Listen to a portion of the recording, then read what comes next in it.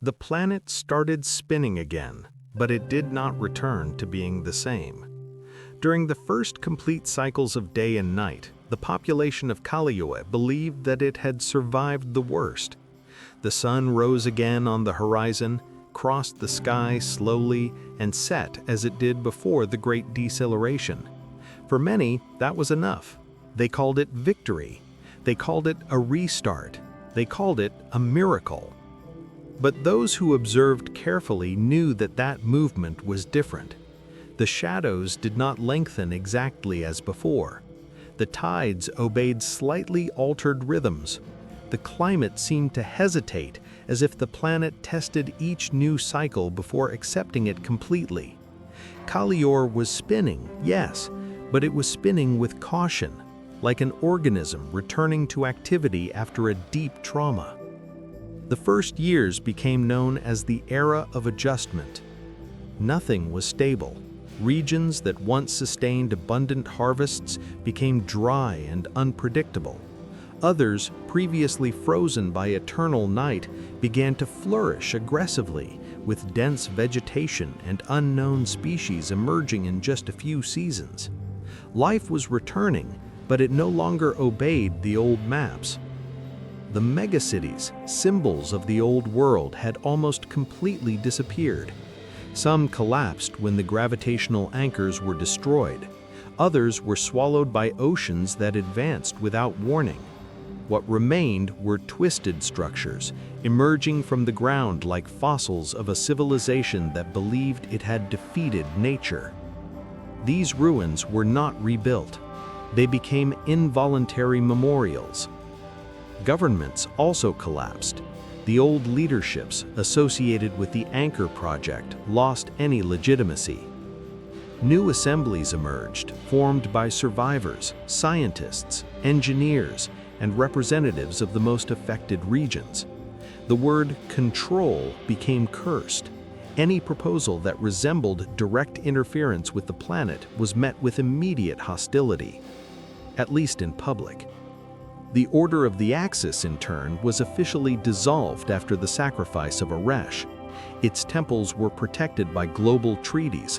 Its texts began to be studied in academic centers, now recognized as advanced scientific records, no longer as archaic beliefs.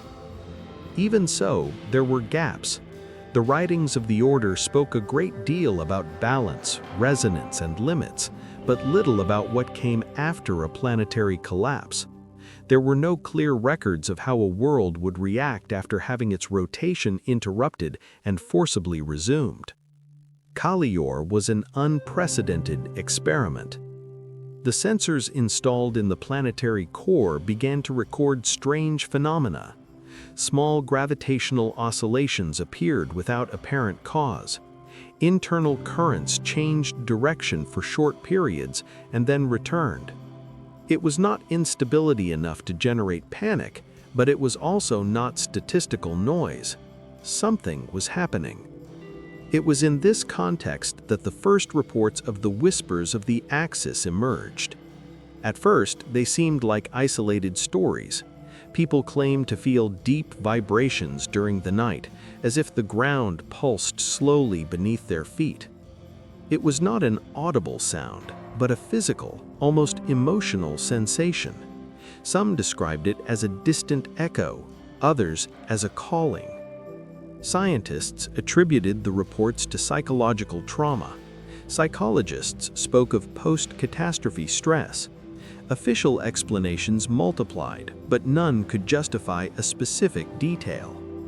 The reports came from completely different regions of the planet.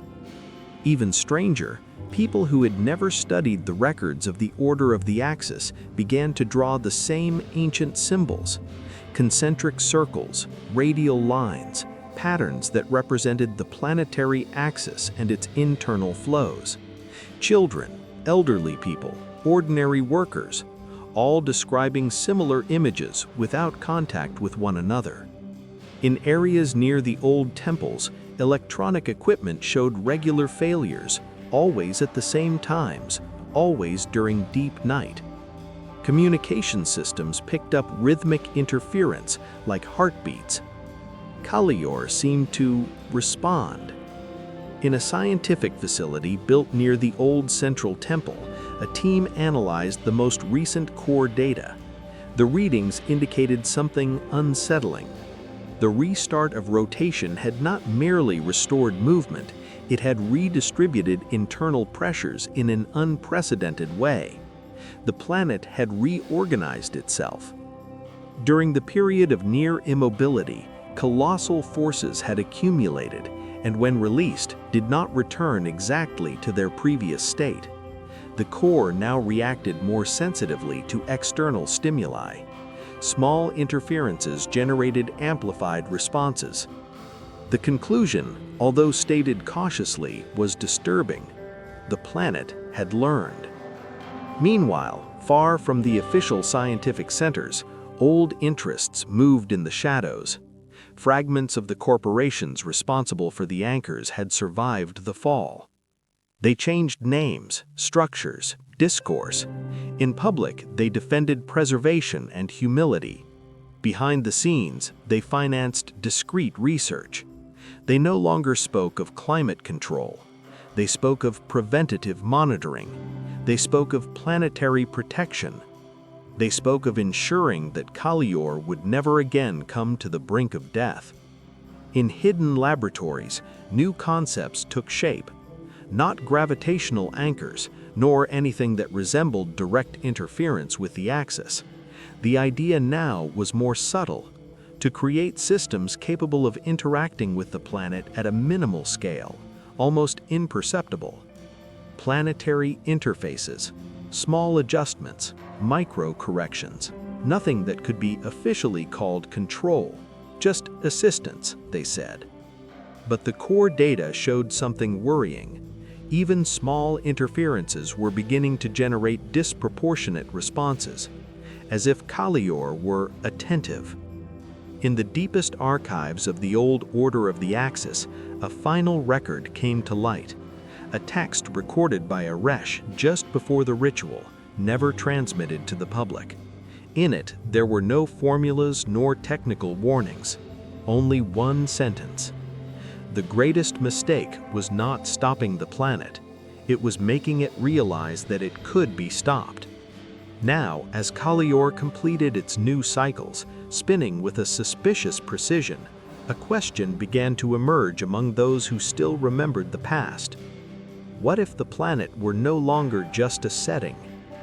What if it had become an active participant in history? The change did not happen all at once. It infiltrated. In the first months after the complete return of rotation, Kálior seemed merely unstable, like a world still recovering from a serious illness. But as the cycles advanced, it became impossible to deny that something deeper had changed. The planet did not just spin, it reacted. The planetary interfaces, still in the experimental phase, were tested in isolated regions, far from the new global assemblies. Small energy discharges, designed to correct microclimatic deviations, were applied with surgical precision. The initial results seemed promising. Temperatures adjusted, winds calmed, clouds dispersed. For a few weeks, everything worked. Then, the responses came. In the first test region, the ground began to vibrate constantly, as if something were moving beneath the crust. It was not a common earthquake. There were no classic seismic waves. It was a continuous, deep, rhythmic pulse. The interfaces were shut down immediately. Even so, the vibration continued for 3 days. In another area, sensors recorded an even stranger phenomenon.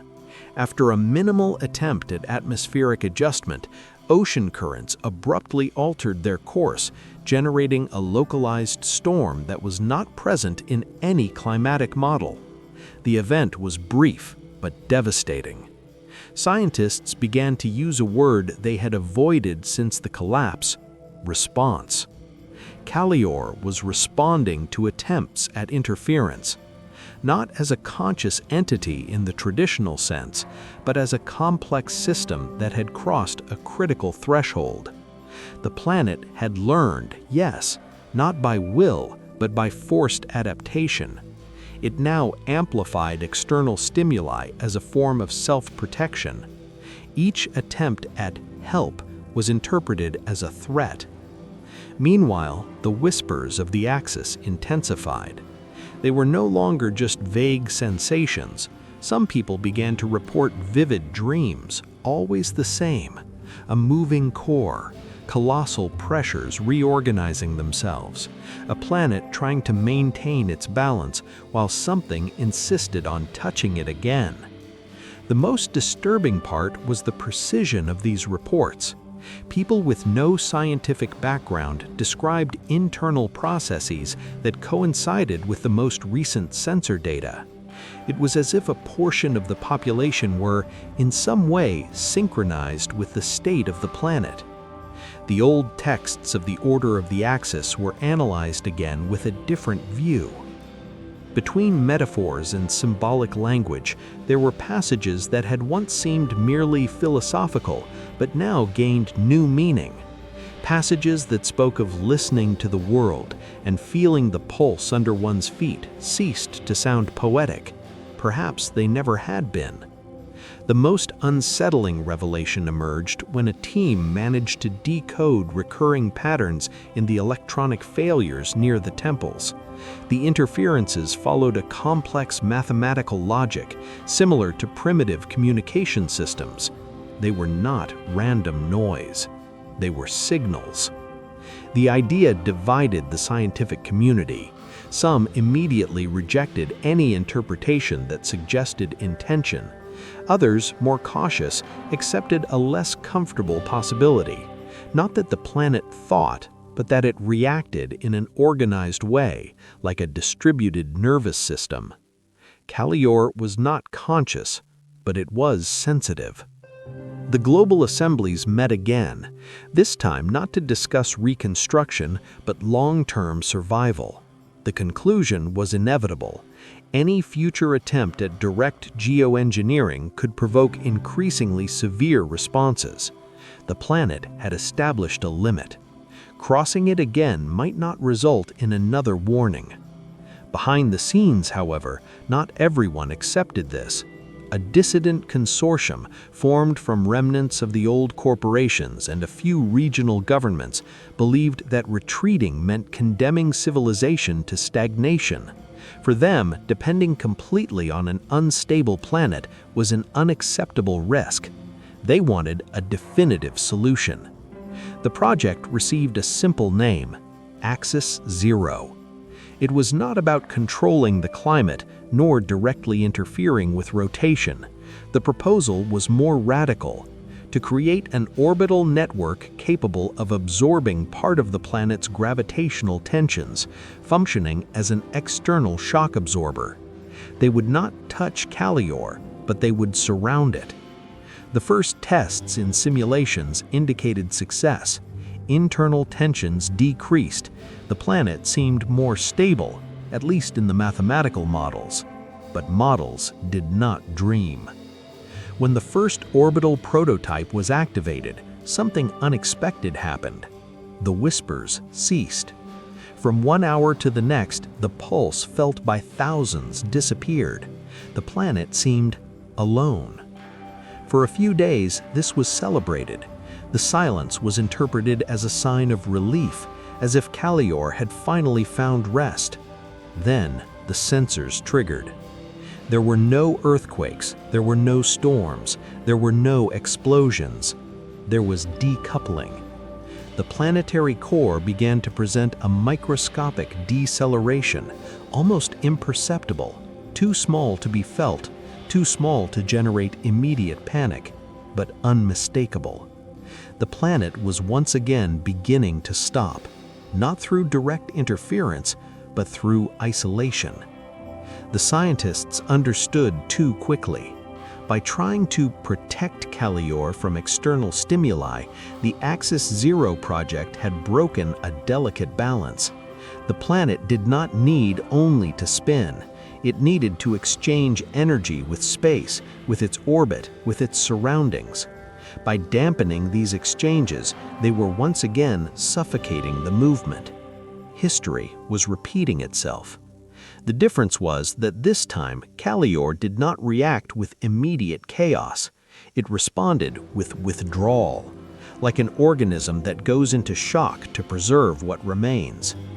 The emergency transmission was activated. The images showed the planet seen from space, wrapped by the Axis Zero structure, beautiful, symmetrical, mortally silent. And then one last record came to light. In the oldest archives of the Order of the Axis, a recording never fully decoded was finally translated. The voice was Eresh's, recorded long before the final ritual. "The planet does not need guardians," he said. "It needs space, respect, movement." The assemblies collapsed. The consortium tried to shut down the orbital system, but it was too late for a simple reversal. Axis Zero was too integrated into the forces it sought to contain. Kálior was once again beginning to decelerate, more slowly than before, more silently, and now without whispers. The planet no longer warned, and that was the most frightening part. Because if the first time the world screamed and the second time it responded, perhaps the third time it would simply give up. The last image captured by the orbital sensors was of the planet spinning under a layer of artificial structures, as if it were being rocked to sleep forever. And the question that echoed among the few who still remembered the past was simple, direct, and terrible.